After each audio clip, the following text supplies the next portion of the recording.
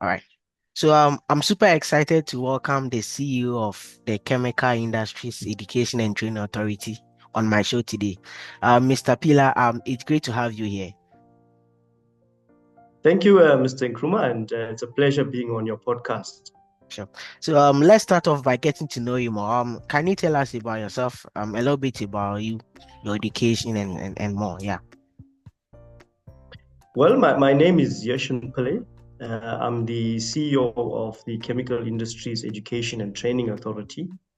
And what we do is we facilitate education and skills development programs, seeking to educate and skill those in need across the chemical industries in South Africa, mainly in oil and gas, pharmaceuticals, your fertilizers, subsectors, and various other industries. I did my bachelor's degree in politics and economics in social science at the University of Cape Town.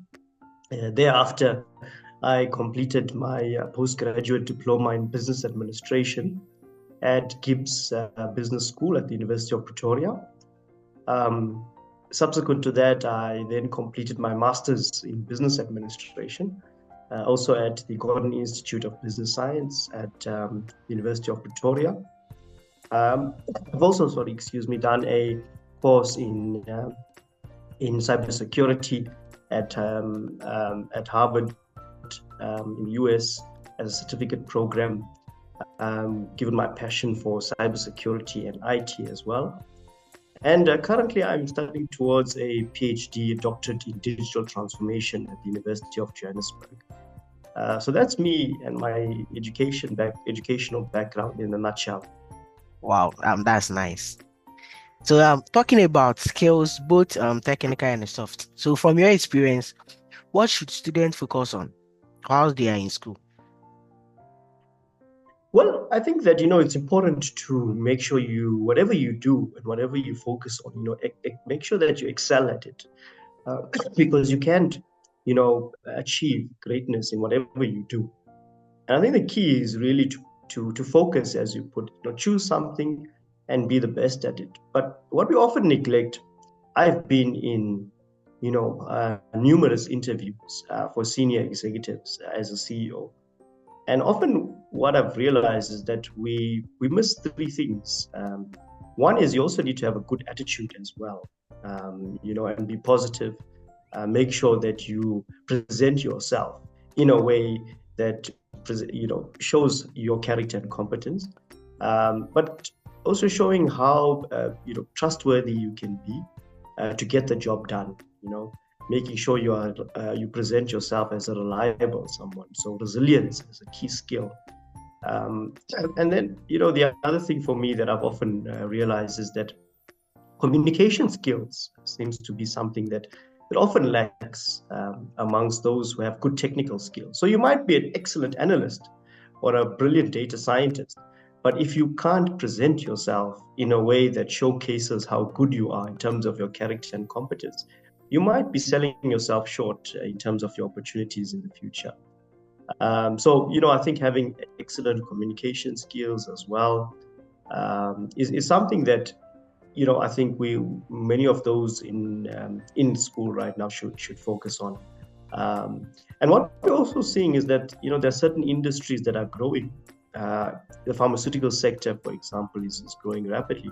I haven't met a pharmacist as yet who is unemployed, Mr. Kuma, especially not in South Africa, for that matter.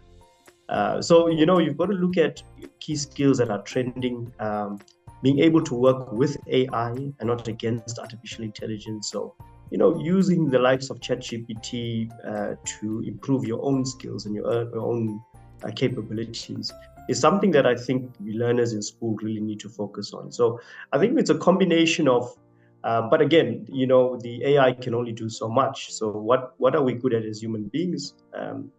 Being creative thinking. So you have to be good at problem solving as well, because the non-novel solutions, of course, will come from the machines, but your novel solutions, which requires creative thinking, so being able to ask good questions, being able to criticize, not for the sake of it, but to uncover what the problem actually is, diagnose that problem, provide a prognosis, a clear solution in an efficient and effective way, is something that is often lacking in the workplace. So I think if learners can focus on problem solving, critical thinking, and communication skills, this will really set you apart from the rest. That's great. That's great. So, and then I know there are thousands of tools and certifications out there. So, were there any specific ones that really helped you grow? I think for me, what was quite useful in my own career, especially as a CEO, was, doing my master's in business administration. That was really a journey of self-awareness, of self-reflection, of self-development. It helped me to uncover both my virtues and my vices and realize that, there are certain, sometimes you need to embrace where your shortfalls. You need to embrace failure, not as, a rejection, but as redirection.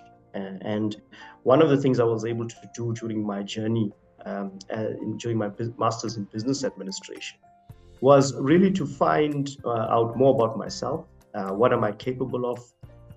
What is it that I do well? What do I excel in? What's my superpower? So to speak. What's my X factor?